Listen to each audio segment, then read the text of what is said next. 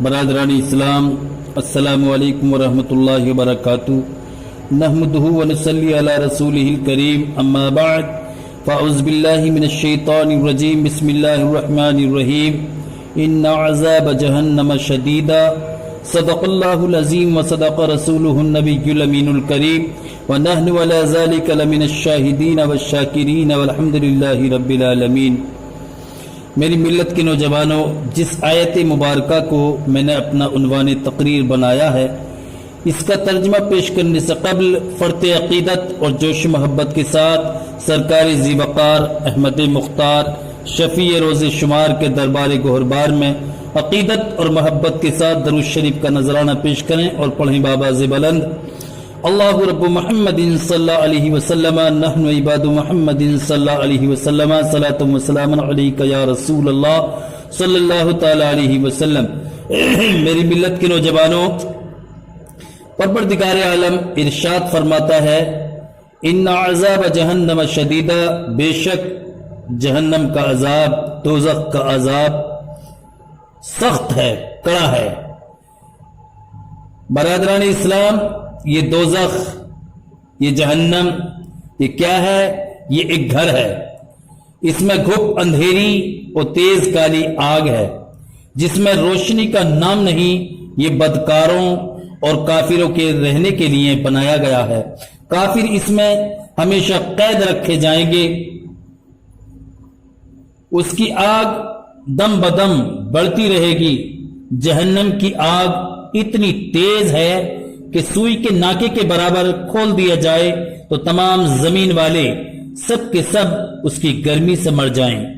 اگر جہنم کا کوئی داروغہ دنیا میں آ جائے تو اس کی ڈراؤنی صورت دیکھ کر تمام لوگوں کی جان نکل جائے، کوئی زندہ نہ بچے۔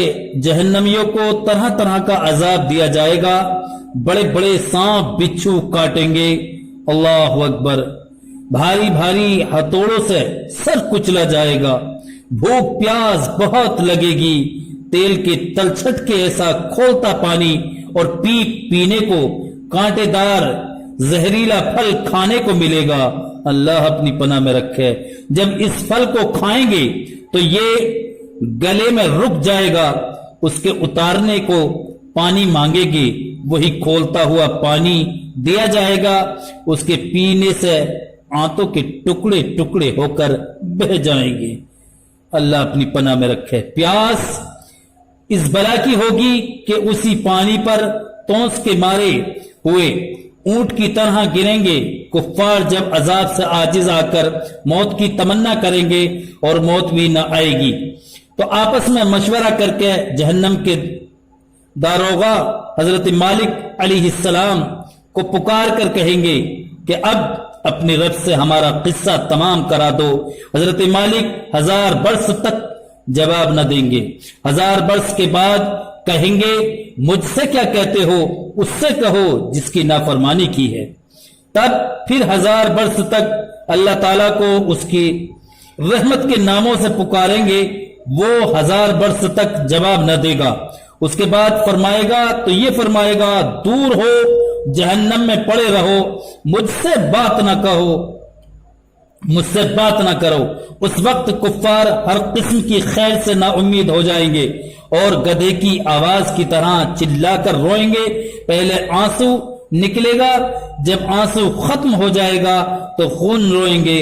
روتے روتے گالوں میں خندقوں کی طرح گڑھے پڑ جائیں گے۔ رونے کا خون اور پیپ اتنا ہوگا کہ اس میں کشتیاں ڈالی جائیں تو چلنے لگیں۔ جہنمیوں کی شکل ایسی بری ہوگی کہ اگر کوئی جہنمی دنیا میں اس صورت میں لایا جائے تو تمام لوگ اس کی بدصورتی اور بدبو کی وجہ سے مر جائیں۔ آخر میں کافروں کے لیے یہ ہوگا کہ ہر کافر کو اس کے قد کے برابر صندوق میں بند کر دیں گے، پھر آگ بھڑکائیں گے اور آگ کا قفل یعنی تالا لگائیں گے۔ پھر یہ صندوق آگ کے دوسرے صندوق میں رکھا جائے گا اور ان دونوں کے بیچ میں آگ جلائی جائے گی۔ اللہ اپنی پناہ میں رکھے۔ جہنم کس چیز کا نام ہے، کس قدر سخت عذاب ہے جہنم کا۔ اور اس میں بھی قفل لگا دیا جائے گا یعنی تالا لگا دیا جائے گا. پھر اسی طرح اس صندوق کو ایک اور صندوق میں رکھ کر آگ کا قفل لگا کر آگ میں ڈال دیا جائے گا. تو اب ہر کافر یہ سمجھے گا کہ اس کے سوا اب کوئی آگ میں نہ رہا اور یہ عذاب بالائے عذاب ہے اور اب ہمیشہ اس کے لیے عذاب ہی رہے گا جو کبھی ختم نہ ہوگا. جب سب جنتی جنت میں پہنچ جائیں گے اور جہنم میں صرف وہی لوگ رہیں گے جنہیں ہمیشہ وہاں رہنا ہے، اس وقت جنت اور دوزخ کے بیچ میں موت مینڈے کی شکل میں لا کر کھڑی کی جائے گی. پھر ایک پکارنے والا جنت والوں کو پکارے گا، وہ دوڑتے ہوئے جھانکیں گے کہ ایسا نہ ہو کہ یہاں سے نکلنے کا حکم ہو.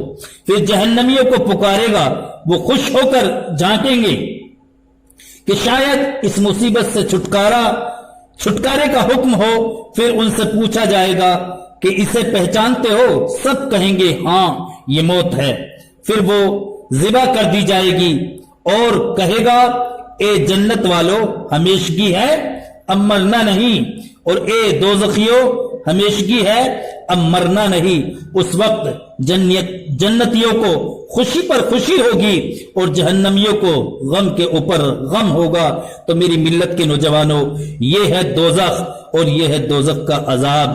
اللہ اپنی پناہ میں رکھے. میں آپ کو یہ میسج دینا چاہتا ہوں، ایک نہ ایک دن اس فانی دنیا سے کوچ کرنا ہے. یہاں پر کوئی رہنے کے لیے نہیں آیا. یہ جو کچھ بھی ہے ایک دن فنا ہو جائے گا.